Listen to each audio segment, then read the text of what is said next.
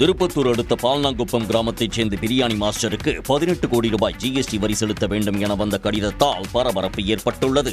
துரைசாமி வட்டம் பகுதியில் பிரியாணி மாஸ்டராக பணிபுரிந்து வரும் அமீர் பாஷா என்பவருக்கு கடந்த சில நாட்களுக்கு முன் வருமான வரித்துறை அலுவலகத்தில் இருந்து கடிதம் ஒன்று வந்துள்ளது.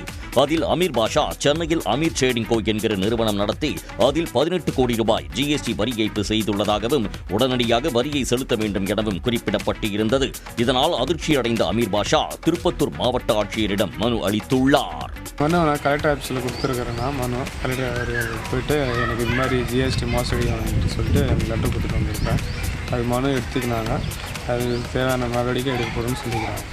திருப்பத்தூரில் இந்தியன் ஓவர்சீஸ் வங்கியில் மட்டுமே தனக்கு வங்கிக் கணக்கு உள்ளதாகவும் தனது பான் கார்டை வைத்து மர்ம நபர்கள் இந்த மோசடியில் ஈடுபட்டுள்ளதாகவும் அந்த மனுவில் அமீர் பாஷா கூறியுள்ளார். ஜிஎஸ்டி வரி மோசடி கும்பல் ஆம்பூர் வாணியம்பாடி போல தற்போது திருப்பத்தூரை குறிவைப்பதால் அப்பகுதியினர் பீதி அடைந்துள்ளனர். உடனுக்குடன் செய்திகளை தெரிந்து கொள்ள சன் நியூஸ் பெல் ஐகானை கிளிக் பண்ணுங்க.